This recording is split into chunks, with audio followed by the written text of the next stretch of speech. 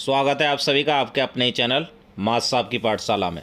इस वीडियो में हम देखेंगे महानिदेशक महोदय का बहुत ही महत्वपूर्ण आदेश है। सभी अध्यापकों को ध्यान से देखना है और इसका प्रमाण पत्र देना है।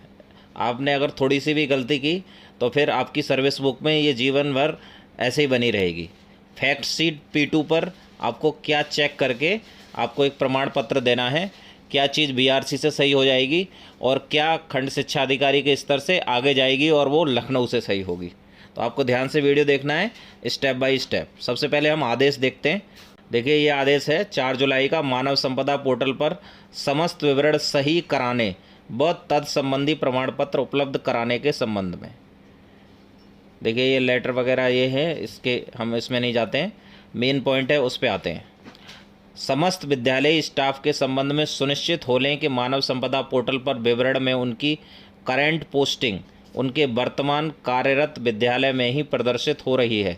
कतिपय जनपदों में शिक्षकों की करंट पोस्टिंग जिला बेसिक शिक्षा अधिकारी कार्यालय या खंड शिक्षा अधिकारी कार्यालय में प्रदर्शित हो रही है। समस्त विद्यालय स्टाफ के संबंध में उनके कार्यकाल के समस्त विद्यालयों की कार्यभार ग्रहण तिथि व कार्य मुक्ति तिथि मानव संपदा पोर्टल पर अनिवार्य रूप से एवं त्रुटि रहित अंकित हो।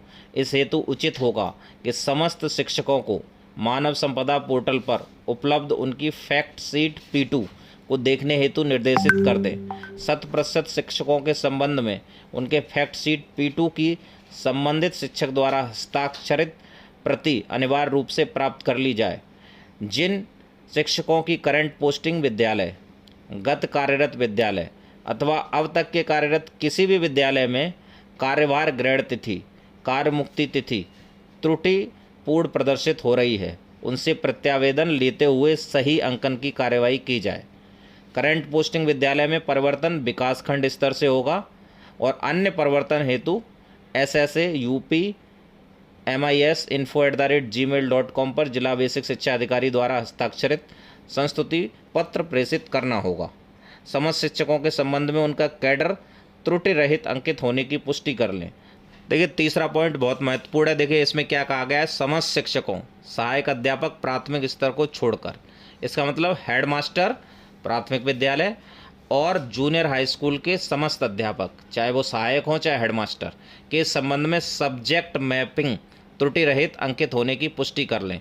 तो आपकी जो सब्जेक्ट मैपिंग होगी वो देखिए 2 तरीके से होती है।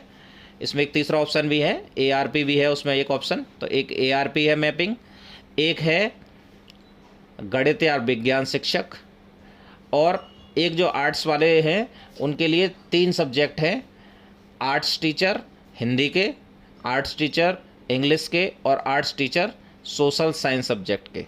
तो इस तरीके से 4 मैपिंग है टीचर्स की और एक ARP की मैपिंग है।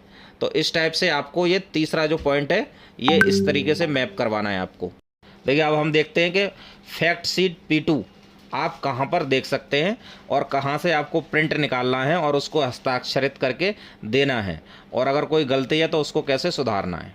ये बेसिकली आप अगर मोबाइल पे हैं, मोबाइल पे प्रिंट नहीं निकल पाता है, आप लैपटॉप पे उसको लॉगिन कर लें या मोबाइल का डेस्कटॉप साइट कर लें। ऊपर जो 3 डॉट्स होते हैं या एरो बना होता है राइट साइड में, उस पर क्लिक करके आप देख लें तो आपका इस टाइप से साइट आएगी। तो इसमें देखिए फैक्ट शीट P2, यहाँ पे ये फैक्ट शीट P2 लिखा होगा, इस फैक्ट शीट P2 पे आपको क्लिक करना है।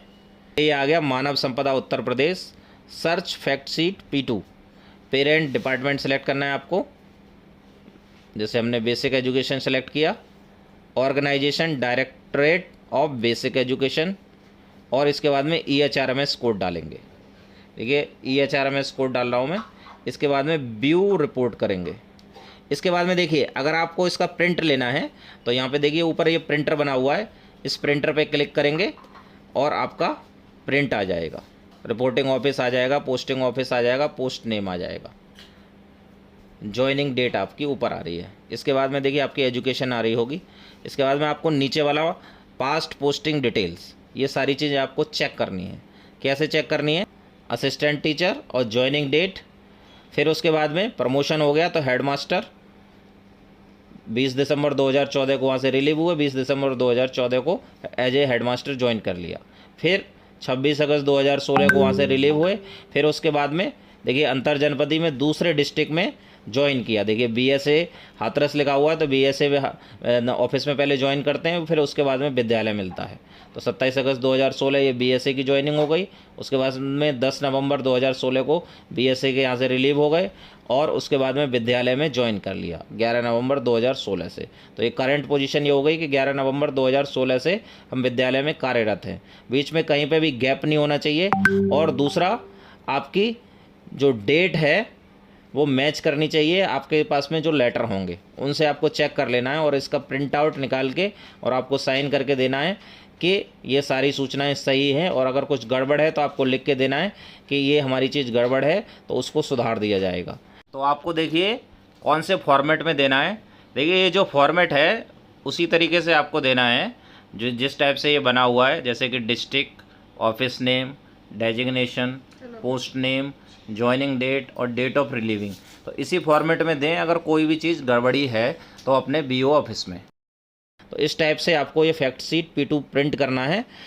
अगर आपने अभी चेंज नहीं कराया तो फिर आपका बाद में चेंज नहीं होगा। आपने इसका प्रमाण पत्र दे दिया तो फिर बाद में आपको परेशानी होगी। अगर आपका प्रश्न है या कोई कन्फ्यूजन है तो आप कमेंट बॉक्स में पूछ सकते हैं।